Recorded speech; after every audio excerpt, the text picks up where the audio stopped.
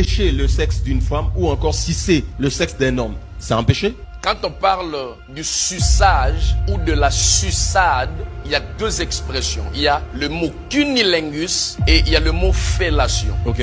Le cunnilingus, c'est quand pendant les moments sexuels, l'homme lèche le vagin de la femme. Okay. La fellation, c'est quand la femme met le pénis de l'homme dans la bouche pour le caresser. Et dans la Bible, il n'y a aucun verset qui interdit à la femme de pratiquer la fellation. Il n'y a aucun verset qui interdit à l'homme de pratiquer le cunnilingus s'ils sont mariés, pas des célibataires. Je le dis et je l'insiste que ce n'est pas un péché pour une femme pendant les pratiques sexuelles, parce que le pratique sexuel, il y a des préliminaires. On ne peut pas venir directement monter sur une femme comme ça. Non, il y a des préliminaires. Il faut quand même prendre le temps, préparer l'atmosphère. Et pendant les moments de préparation, là, la femme peut lécher le sexe de l'homme. L'homme également peut lécher le sexe de la femme.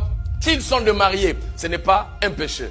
Mais le préliminaire instruit par Dieu ou soit par les hommes? Le préliminaire, vous savez, Dieu a créé l'arbre. Dieu n'a pas créé la chaise. Okay. Et l'homme a été créé à l'image, selon la ressemblance de Dieu, pour qu'il domine sur tout ce qui se met sur la terre. Dieu crée l'arbre. Comme l'homme a été créé à l'image de Dieu, l'homme c'est un inventeur. César Bassaï, est-ce que vous savez que c'est l'homme qui a nommé les animaux? C'est pas Dieu. D'ailleurs, l'homme, c'est le chef-d'œuvre de Dieu. Le rapport sexuel, c'est Dieu. C'est Dieu qui a donné le sexe à l'homme. Maintenant, l'homme, avec le génie qu'il a, il développe qu'est-ce que je peux faire. Et quand l'homme a développé ses pratiques, on peut embrasser, on peut toucher le sein. Dieu est d'accord et Dieu dit Amen.